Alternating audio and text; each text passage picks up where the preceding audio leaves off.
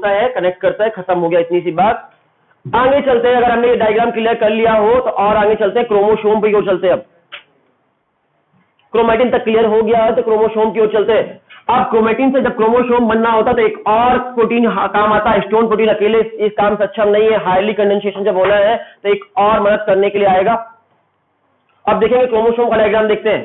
Chromosome ये मान लो, suppose ये क्रोमोसोम है, ठीक है, सपोज क्रोमोसोम है, क्रोमोसोम के अंदर एक और प्रोटीन पाया जाता है जिसका नाम है नॉन हिस्टोन प्रोटीन। जो हिस्टोन नहीं होता, कोई दूसरा तरह का प्रोटीन है, इसलिए इसका नाम हो गया नॉन हिस्टोन प्रोटीन। ये आपके अंदर नॉन हिस्टोन प्रोटीन बना देते हैं, सपोज नॉन हिस्टोन प्रोटीन है उसमें, ये सपोज नॉन हिस्टोन प्रोटीन है क्रोमोसोम के अंदर, जो हिस्टोन प्रोटीन नहीं है, इसलिए इनका नाम है नॉन हिस्टोन प्रोटीन। और ये भी इस काम में मदद करते हैं। कैसे होगा? ये स्ट्रिंग जो है ये आगे की ओर बढ़ता जाएगा। देखो ये स्ट्रिंग जो था आपका, ये स्ट्रिंग ऑन द बीट, ये स्ट्रिंग जो था आपका, ये डीएनए का जो स्ट्रिंग था, ये अंदर की ओर जाएगा और नॉन हिस्टोन प्रोटीन के पास कनेक्ट हो जाएगा और इसमें पूरी तरह से गुथ जाएगा और ऐसा कुछ स्ट्रक्चर बन जाएगा अंदर में। और क्रोमोसोम का एग्जैक्टली डायग्राम देख लेना, एग्जैक्टली नहीं है ये, लेकिन एग्जैक्टली डायग्राम देखना, उसमें नॉन हिस्टोन प्रोटीन के चारों तरफ ये लिपटे हुए होते हैं और ये इस तरह क्रोमोसोम में कंडेंसेशन का काम होता है। उसके चारों तरफ लपेट गए और क्रोमेटिन को लपेट दिया, हाँ अच्छे से,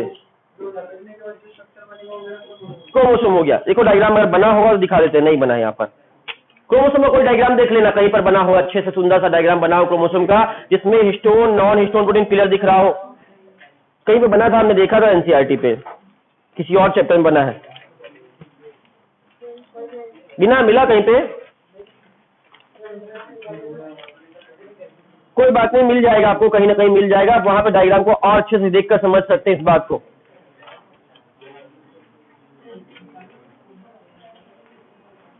एक बार पढ़कर बताएं, एनसीईआरटी की लाइन को पढ़ लेते हैं, जो आपको डाउट्स हैं वो और क्लियर हो जाएंगे इस लाइन से। कंडेंस, हाँ एक बार इसीलिए बता रहे हैं, पढ़ने से और क्लियर हो जाएगा। सुनते हैं थोड़ा सा, एक बार सुन लेते हैं, सुनो एक बार, बात नहीं करना, सुनना। कहना चाह रहा है यूकैरियोट की बॉडी की बात कर रहा है। यूकैरियोट में this organization is much more complex, बहुत कॉम्प्लेक्स होता है इसका organization. There is a set of positively charge basic protein, positive charge होगा और बेसिक नेचर का होगा ये प्रोटीन। कौन सा protein? Histone protein. Nature wise basic होगा, एसिडिक होगा। डीएनए में कौन सा नेचर होता है? डीएनए एसिडिक होता है, तो हिस्टोन प्रोटीन बेसिक होता है। डीएनए में नेगेटिव चार्ज होता है, हिस्टोन प्रोटीन में पॉजिटिव चार्ज होता है। यही कहता है पॉजिटिवली चार्ज बेसिक प्रोटीन होता है, जिसको हम हिस्टोन प्रोटीन के नाम से जानते हैं। प्रोटीन में चार्ज किस बात पर डिपेंड करता है? इसमें चार्ज आता है इसमें जुड़ने वाले अमाइनो एसिड पर। अमाइनो एसिड कौन कौन से हो सकते हैं? लाइसिन और आर्जिनिन, ये दोनों अमाइनो एसिड पॉजिटिवली चार्ज होते हैं, इसलिए हिस्टोन प्रोटीन में भी पॉजिटिव चार्ज होता है। हिस्टोन प्रोटीन में कहता है 8 मॉलिक्यूल्स। कितने मॉलिक्यूल्स? नाम नहीं बताया यहाँ पर, हमने आपको डिटेल में बताया भले ही, लेकिन इसने नाम नहीं बोला।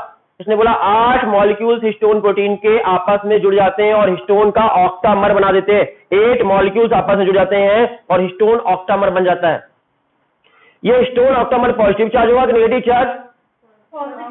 और डीएनए में यही कहता है the negative charge DNA wrap around the positive charge histone octamer. Positive charge histone octamer के चारों तरफ नेगेटिव चार्ज हिस्टोन प्रोटीन आपके डीएनए लपट जाएगा, रैप हो जाएगा चारों तरफ से।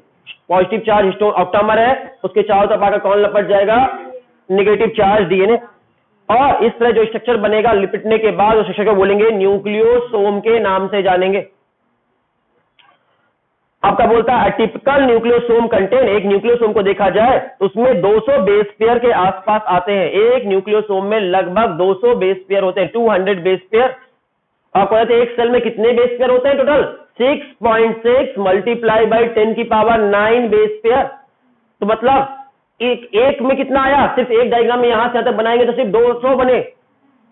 कितने बार बनाना पड़ेगा, कितने न्यूक्लियोसोम बनाना पड़ेगा, कैलकुलेट कर सकते हो, चाहो तो, मत करना लेकिन। हाँ, लेकिन हम बताना चाह रहे हैं कि आपका इतना में लगभग 200 बेस पेयर आ गए आपके, फिर 200 200 200 200 ऐसे कई सारे, ऐसी चैन बन जाएगी कि नहीं बनेगी? एक लंबी सी चैन बनेगी न्यूक्लियोसोम की, क्योंकि 6.6 मल्टीप्लाई बाय 10 की पावर 9 1 2 10 की पावर 9 कर देते हैं, यहाँ 8 जीरो दे, 1 2 3 4 5 6 7 8, इतने बेस पेयर बनाने हैं। कैलकुलेट करना चाहो तो कर सकते हो, डिवाइडेड बाई 200 कर दो, आपका आंसर आ जाएगा। 2 से डिवाइड कर दोगे तो ये हो जाएगा 66 बन जाएगा 33, ये आंसर आ गया आपका। इतने बेस पेयर मतलब इतने सारे, इतने बार न्यूक्लियोसोम जुड़ेंगे एक सेल के अंदर, एक सेल के अंदर इतने सारे ये डायग्राम बने हुए होंगे, तो तब बहुत लंबा बनेगा कि नहीं बनेगा, चैन बन जाएगी नहीं बन जाएगी। और इस चैन को आपस में कनेक्ट करने का काम, सील करने का काम H1 प्रोटीन करता है। इतनी सी बात आपकी बुक लिखती है, क्लियर नहीं करती एग्जैक्टली दाएं जुड़ेगा बाएं जुड़ेगा लेफ्ट जुड़ेगा राइट जुड़ेगा, हमको भी क्लियर नहीं है इस बात को, हम लोग क्लियर कर सकते हैं चाहोगे तो। लेकिन इतनी सी बात याद रख लो कि H1 प्रोटीन यहाँ पे सील आउट करने का काम करता है, लिंक करने का काम करता है, लिंकर जैसा काम करता है। तो लिंकर जैसा काम करता है, सील करने का काम करता है, ये दो वर्ड यूज करता है यहाँ पे, सीलिंग करने का और लिंक करने का काम करता है, H1 प्रोटीन का काम है। और आगे चलते हैं, इलेक्ट्रॉन माइक्रोस्कोप से देखने पर ये डायग्राम अगर इतना सारा लंबा सा चैन बनाकर देखें, न्यूक्लियोसोम की एक लंबी चैन बनेगी और कैसा दिखेगा, जैसा दिखेगा बीड्स ऑन स्ट्रिंग, जैसे एक स्ट्रिंग में धागे में, लंबे से धागे में बहुत सारे मोती चिपके हुए हो, गुथे हुए हो, बीड्स ऑन स्ट्रिंग जैसा स्ट्रक्चर दिखाई देगा। यहां तक क्लियर है सभी को? आगे चलते हैं अगर तो बोलता Beed on string structure in chromatin, इसे क्रोमेटिन के नाम से जानेंगे। और ये क्रोमेटिन जो है पैक्ड होगा किसमें, क्रोमेटिन फाइबर जो पैक होंगे, कंडेंसेशन होगा मेटाफेज में और क्रोमोसोम का फॉर्मेशन कर देंगे और पैक होकर क्रोमोसोम बना लेंगे। क्रोमेटिन से क्रोमोसोम कैसे बनता है, तो बोले इस काम में क्रोमेटिन से क्रोमोसोम बनने में एक और प्रोटीन मदद करता है, packaging of chromatin at higher level required additional set of protein. इसको एक एडिशनल सेट ऑफ प्रोटीन की जरूरत पड़ती है और उस एडिशनल सेट ऑफ प्रोटीन को क्या नाम जानते हैं, नॉन हिस्टोन प्रोटीन के नाम से आते हैं, NHC बोलते हैं, नॉन हिस्टोन प्रोटीन। रिपीट कर रहे हैं, क्रोमेटिन से क्रोमोसोम बनना है, हायर लेवल में और पैकेजिंग होनी है, इसके लिए आपको एक और प्रोटीन जरूरत पड़ेगी, उस प्रोटीन को क्या कहेंगे, नॉन हिस्टोन प्रोटीन, NHC। यहां तक समझने में कोई दिक्कत हो रही है तो बोल सकते हो आप, नहीं है। आगे पढ़ते हैं, इन टिपिकल न्यूक्लियस, चलो बस इतना नहीं बता रहा है कहां पर क्या होगा, इससे बताता ही नहीं आपकी एनसीईआरटी। यहां तक बोल दिया कि इसमें एक और प्रोटीन जरूरत होगी, ऐसे लिखता है, इस बारे में डिस्कशन नहीं करना चाह रहा है वो, इसलिए डायग्राम भी नहीं बनाया है और ये भी नहीं किया है, बस इतना बोल रहा है कि इसको क्रोमोसोम बनना है, इसको नॉन हिस्टोन प्रोटीन भी इस काम में मदद करेगा, कहकर खत्म कर दिया। चलेगा आगे, तो क्रोमोसोम आपका बन गया, रेडी हो गया। अब बोल रहा है क्रोमेटिन में क्रोमोसोम, क्रोमेटिन से क्रोमोसोम बनते हैं तो दो तरह क्रोमेटिन होते हैं, अगर बहुत ज्यादा कंडेंस्ड है या कम कंडेंस्ड है, लूजली बाइंड है या टाइटली बाइंड है, दो वर्ड यूज कर रहा, देखेंगे आगे क्या बोलता है। अगर some region chromatin are loosely pack, कुछ जगह पर क्रोमेटिन लूजली पैक होते हैं, लूजली पैक होंगे तो कलर स्टेन लाइट लेंगे डार्क लेंगे, और इन्हें यू क्रोमेटिन के नाम से जानेंगे। अगर लाइट कलर लेते हैं, डेंस कलर, ज्यादा डार्क कलर नहीं लेते हैं, लूजली पैक है, तो उन्हें यू क्रोमेटिन के नाम से जानते हैं। और यू क्रोमेटिन प्रोटीन जो होते हैं वो आपके ट्रांसक्रिप्शन और ट्रांसलेशन आगे जाकर करेंगे, ट्रांसक्रिप्शनली एक्टिव होंगे। तो एक्टिव क्रोमेटिन का नाम यू क्रोमेटिन। तो यू क्रोमेटिन जो होता है बहुत ही एक्टिव होता है, ट्रांसक्रिप्शन और ट्रांसलेशन करके आगे जाकर आरएनए और प्रोटीन बनाएगा। लेकिन अगर ये बहुत ज्यादा टाइटली पैक है, बहुत कॉम्पैक्ट पैक हो गया, तो इसे किस नाम, तो कलर कैसा लेगा, डार्क कलर लेगा क्रोमेटिन, जब कलर करेंगे तो, जब स्टेनिंग करेंगे तो, और उसे किस नाम से जानेंगे, हेटेरोक्रोमेटिन के नाम से जानेंगे। और हेटेरोक्रोमेटिन आपका ट्रांसक्रिप्शनली इनएक्टिव होता है। तो रिपीट कर रहे हैं, आपको अगली लाइन बोल रहा है, क्रोमेटिन दो तरह के होते हैं, रिपीट कर रहे हैं, बोला आपकी बुक ने, chromatin are two type, number 1 euchromatin, number 2 heterochromatin. दो तरह क्रोमेटिन होते हैं, यू क्रोमेटिन और हेटेरोक्रोमेटिन। यू क्रोमेटिन जो है वो आपका कलर ज्यादा डार्क लेगा या लाइट लेगा, लाइट कलर लेगा, और जबकि ये वाला डार्क कलर लेगा स्टेनिंग करेंगे तो। दूसरा डिफरेंस बोलता है कि यू क्रोमेटिन आपके ट्रांसक्रिप्शन ट्रांसलेशन के लिए एक्टिव है या इनएक्टिव है, एक्टिव है, ट्रांसक्रिप्शन और ट्रांसलेशन के लिए एक्टिव है, जबकि ये वाला इनएक्टिव है। एक सेकंड, ये वाला लूजली कॉम्पैक्ट है, लूजली बाइंड है, ये वाला टाइटली बाइंड। इतनी सी बात कहना चाहता, जब पैकिंग हो रही है नॉन हिस्टोन प्रोटीन और हिस्टोन प्रोटीन मिलकर जब पैकिंग कर रहे हैं, क्रोमोसोम का फॉर्मेशन कर रहे हैं, तो आप पैकेजिंग कैसी हो रही है इसके हिसाब से दो तरह के क्रोमैटिन होते हैं। एनसीईआरटी की लाइन एक बार फिर पढ़ते हैं। इन टिपिकल न्यूक्लियस, एक न्यूक्लियस के अंदर की बात करें, सम रीजन कुछ जगह पर chromatin are loosely pack, chromatin loosely pack होते हैं, कलर लाइट लेते हैं स्टेनिंग में, और इन्हें हम यू क्रोमैटिन के नाम से जानते हैं। ठीक है, जबकि कुछ जगह पर chromatin are more densely pack, कुछ जगह पर क्रोमैटिन बहुत ज्यादा डेंसली पैक होते हैं और स्टेनिंग में डार्क कलर लेते हैं, इन्हें हम हेट्रोक्रोमैटिन कहते हैं। इन दोनों में से ट्रांसक्रिप्शनली कौन ज्यादा एक्टिव है? तो euchromatin is said to be transcriptionally active chromatin. Euchromatin transcription wise active माना गया है, मोर एक्टिव माना गया है, whereas heterochromatin is inactive. Heterochromatin जो होता है वो इनएक्टिव होता है। बोलो सर, हेट्रोक्रोमैटिन जो है ट्रांसक्रिप्शनली इनएक्टिव है, मतलब इसके ऊपर जो जीन्स है उनसे प्रोटीन सिंथेसाइज नहीं होगा। तो फिर सर कोई अगर सेल है जो जैसे अगर मेरी स्किन की सेल है, इंसुलिन सिंथेसाइज नहीं कर रही, इसके अंदर जो इंसुलिन बनाने वाली जीन होती है हेट्रोक्रोमैटिन के अंदर नहीं, हेट्रोक्रोमैटिन नहीं बना रही है तो नहीं, इसका गारंटी नहीं ले सकते हो आप कि वहां पर ही होगी, ये गारंटी ले। लेकिन ये जरूर कह सकते हो कि आपके शरीर में अगर यहाँ पर इंसुलिन बनाने वाली सेल है पैंक्रियाज में तो यू क्रोमैटिन में होगी, ये कह सकते हो। लेकिन ये नहीं कह सकते कि वहां पे होगी, यहां रहने के बावजूद भी इनएक्टिव हो सकती है। ये कह सकते हो कि यू क्रोमैटिन में होगी, हेट्रोक्रोमैटिन में नहीं होगी। यहां पर आपका पैकेजिंग ऑफ डीएनए खत्म हुआ। एक बार हम क्विक रिवीजन कराना चाहेंगे और पूछना भी चाहेंगे। पहला क्वेश्चन, आपके इस काम में पैकेजिंग ऑफ डीएनए में आपके एक प्रोटीन यूज होता है, उस प्रोटीन का नाम, उसमें कौन सा चार्ज होता है? आपका एसिडिक या बेसिक किसी जगह? डीएनए में चार्ज और नेचर क्लियर है, तो दोनों एक दूसरे के अपोजिट होंगे। आपका बोलेंगे कितने आपके स्टोन प्रोटीन की जरूरत पड़ेगी डीएनए को पैक करने के लिए? और 8 एक साथ स्टोन प्रोटीन आपस में जुड़ जाएंगे तो क्या बनाएंगे? Stone octamer. और इस स्टोन ऑक्टामर के चारों तरफ कौन लपट जाएगा? ये लगभग कितने बेस पेयर डीएनए के लपटेंगे एक स्टोन ऑक्टामर के? कितने? 200 बेस पेयर। ठीक है, 200 बेस पेयर या 2 राउंड, जैसा आप कह सकते हो, जो आपको याद रखना, 2 राउंड या 200 बेस पेयर। और आपके इसको क्या बोलेंगे? जब हिस्टोन प्रोटीन आपके, वेरी गुड, जब हिस्टोन ऑक्टामर के चारों तरफ डीएनए लपेट जाएगा तो उसे किस नाम से जानेंगे? और इस तरह बहुत सारे न्यूक्लियोसोम आपस में जुड़े होंगे और एक न्यूक्लियोसोम को दूसरे न्यूक्लियोसोम से कनेक्ट करने के लिए लिंकर की तरह या सील करने का काम कौन करेगा? H1। H1 का काम है सील करना भी और लिंक करना भी। ठीक है, और डिटेल में H1 के बारे में डिटेल में पढ़ा देंगे कभी, जब थोड़ा देख लेंगे और अच्छे से। लेकिन लिंकर का काम भी करता है और सील करने का काम भी करता है, और एग्जैक्टली इंफॉर्मेशन थोड़ा बता देना बाकी है।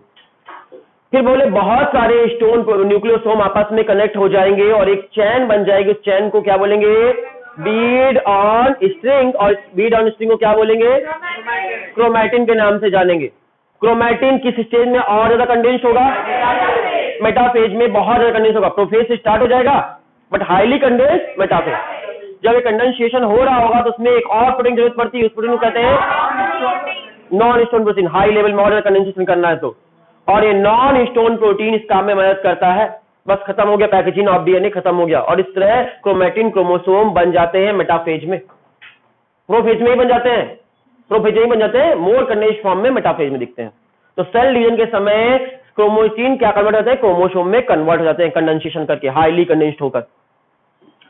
आगे की बात कह रहा है कि क्रोमैटिन 2 तरह के होते हैं, यू क्रोमैटिन और hetero. You chromatin light colour लेता है ना, लाइट कलर लेता है स्टेनिंग के दौरान, स्टेनिंग जब करते हैं तो, और मेटाबॉल आपका ट्रांसक्रिप्शनली मोर एक्टिव। ठीक है, और जबकि और आपका लूजली बाइंड है या टाइटली बाइंड है? और बहुत टाइट बाइंड कर देंगे तो उसको हेट्रोक्रोमैटिन बोलेंगे, और हेट्रोक्रोमैटिन जो है वो टाइटली बाइंड होता है और लेस एक्टिव होता है या इनएक्टिव होता है ट्रांसक्रिप्शनली। इतनी सी बात आपकी एनसीईआरटी बुक सिर्फ बोल रही है। यहां तक कोई दिक्कत नहीं है, पैकेजिंग ऑफ डीएनए आपको समझ में आ गया होगा। अगली बात कह रहा है सर्च ऑफ जेनेटिक मटेरियल। बहुत अच्छी कहानी है सिर्फ, और कुछ भी नहीं है। ध्यान से सुनेंगे, कहानी की तरह ही समझ लेना। उसके बीच में जो आपको कॉन्सेप्ट है वो समझते जाना, कहानी सुन लो। बाबा की कहानी सुना रहे, ग्रिफिथ बाबा की कहानी। आपका डीएनए का डिस्कवरी तो बहुत पहले हो गया था, लेकिन डीएनए की डिस्कवरी के बाद भी ये कंफर्म नहीं हो पाया था कि जेनेटिक मटेरियल कौन है। आपके पास क्वेश्चन मार्क था कि who is the genetic material. Mendel ने काम किया और बहुत सारे काम साइंटिस्ट ने काम कर डाला, लेकिन किसी ने कंफर्म नहीं कर पाया कि who is the genetic material. Genetic material कौन है, डीएनए है या आरएनए है या प्रोटीन है। बहुत लंबे समय तक हम ये मानते रहे कि protein is a genetic material. हमारा दावेदार, सबसे बड़ा दावेदार प्रोटीन था। चैलेंजिंग जॉब था, सबको ये लगता था उस समय साइंटिस्टों को कि protein is a genetic material. लेकिन ये बात कंफर्म करने के लिए बहुत सारे साइंटिस्टों ने अलग अलग एक्सपेरिमेंट किए। उनमें से एक साइंटिस्ट का एक्सपेरिमेंट पढ़ेंगे, ग्रिफिथ जी का एक्सपेरिमेंट।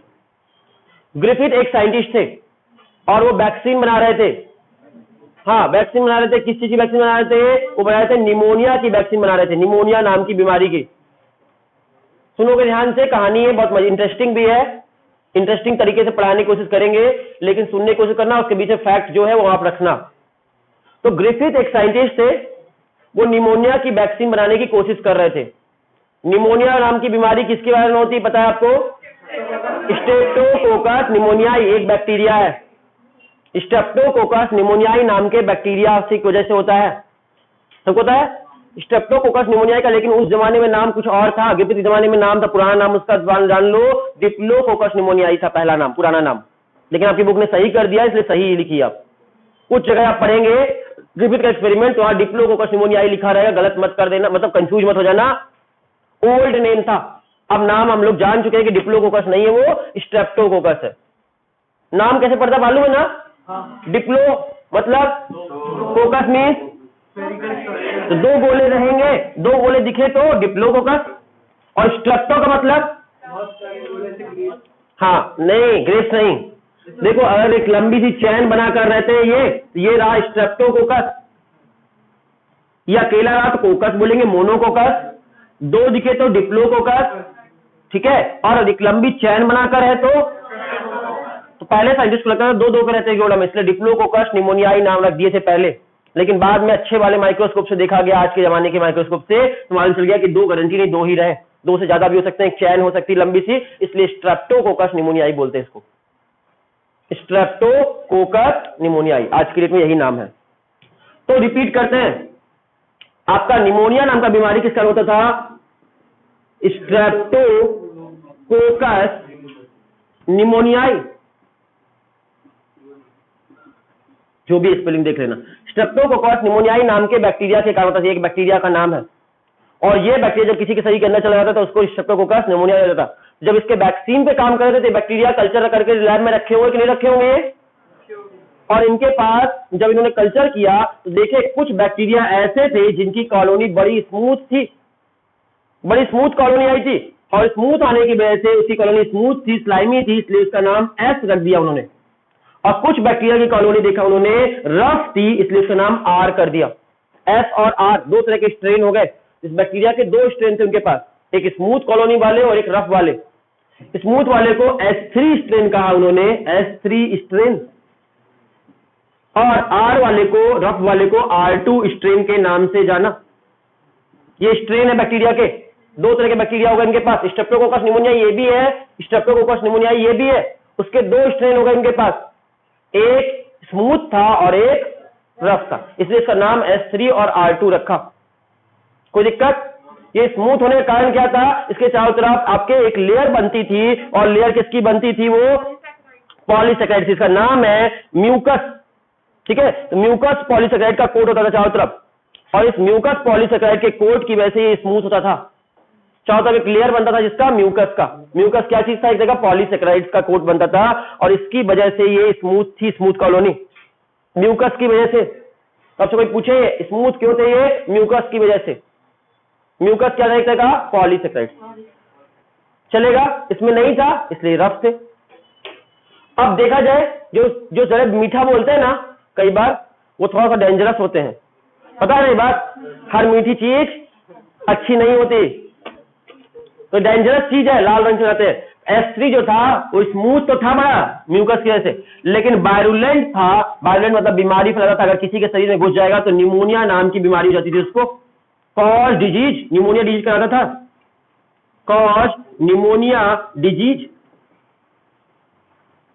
और ये R2 जो था बड़ा बेचारा रफ एंड टफ था, सीधा था, लेकिन बेचारा सीधा साधा था, थोड़ा कड़वा बोलता था लेकिन बड़ा सीधा था। ये बीमारी नहीं करता, नॉट कॉज डिजीज, इसकी वजह से बीमारी नहीं होती थी किसी को, नॉन वायरुलेंट था। कोई दिक्कत? इतनी सी बात समझ में आ गई। अब कहानी और अच्छे से स्टार्ट करते हैं। इतनी सी स्टोरी के पहले का बैकग्राउंड था, ये बैकग्राउंड क्लियर हो गया, कहानी स्टार्ट करते हैं। ये घटना है लगभग 1928 की, 1928 की घटना है। ग्रिफिथ अपने लैब में एक्सपेरिमेंट कर रहे थे। क्या कर रहे थे? आपका निमोनिया का वैक्सीन बनाने की कोशिश कर रहे थे। उनके लैब में बहुत सारे चूहे थे। कहानी की तरह समझोगे, थोड़ा इंटरेस्टिंग मसाला डाल के बता रहे हैं, ठीक है? जरूरी नहीं कि सारी कहानी रियल हो, ठीक है? थोड़ा इंटरेस्टिंग करके बता रहे हैं। तो लैब में एक्सपेरिमेंट कर रहे थे। करने के दौरान उनके लैब में बहुत सारे चूहे थे। एक दिन एक चूहा को पकड़ा उन्होंने और बोला मार दिया जाए या छोड़ दिया जाए, बोल चूहे बोलते साथ क्या किया जाए? तो बोले सुई लगा दिया जाए, इसको इंजेक्शन लगा दिया जाए, इसको ना मारा जाए ना छोड़ा जाए, इसकी किस्मत डिसाइड करेगी इसको क्या होगा। तो इन्होंने पहले चूहे को पकड़ा, चूहा नंबर 1, ध्यान से देखना, चूहे बहुत सुंदर सुंदर चूहे बनाने वाले हैं हम, ठीक है? बहुत सुंदर चूहा बनने वाला है। एम नाम का चूहा था, भी के घर में रहता था। अब नहीं बनेगा इससे सुंदर, हमसे नहीं आता, आगे कहानी भूल गए, ठीक है? जो भी था, चूहा था, लगभग चूहा है, अब छोड़ो, पैर नहीं है इसका। चूहा पकड़ में आया। इस चूहे को इंजेक्शन लगा दिया उन्होंने। ध्यान से देखना, चूहा नंबर 1 था ये, चूहा नंबर 1, ठीक है? चूहे नंबर 1 को इन्होंने पकड़ा और इंजेक्शन दे दिया। किस चीज का इंजेक्शन दे दिया इन्होंने? चूहे नंबर 1 को इन्होंने इंजेक्शन दे दिया। इस इंजेक्शन के अंदर भर दिया उन्होंने R2 स्ट्रेन। डिवाइड कर रहे, देखो यहां पर चूहे नंबर 1 को इन्होंने S3 का इंजेक्शन, चलो S3 का लगा देते पहले वाले को, S3 का इंजेक्शन दे दिया। क्या होगा चूहे को? निमोनिया हो गया और चूहा मर गया, चूहा डेथ कर गया। जैसे S3 का इंजेक्शन लगाया, चूहा मर गया, क्रॉस का चिन्ह लगा देते हैं, मतलब मर गया, समझ लें। दूसरा चूहा एक दिन पकड़े, फिर एक चूहा एक पकड़ में आया। अब दूसरे चूहे के साथ इन्होंने क्या किया? तो इसने दूसरे चूहे के साथ फिर कुछ किया।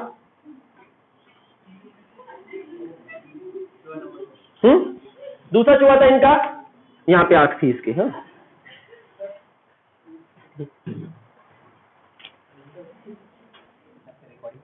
हाँ कोई बात नहीं, बोलिए। क्या चल रहा है यहाँ पे? डेटिंग चल रहा है, निकला चल रहा। कितने दिन वेट का होगा? हाँ कितने वेट का होगा? 15-20 मिनट और 15 मिनट नहीं, 10 मिनट में छोड़ सकते हैं क्या? चलेगा, क्यों कुछ आपको लग रहा था? नहीं, मेरा ना एक जेई का वो कौन सा चैप्टर है, इन्वायरमेंटल केमिस्ट्री, इनका हमें कंबाइन पढ़ाना था। चलो 10 मिनट छोड़ देता हूँ मैं, ओके वेलकम। तो जल्दी से देखो।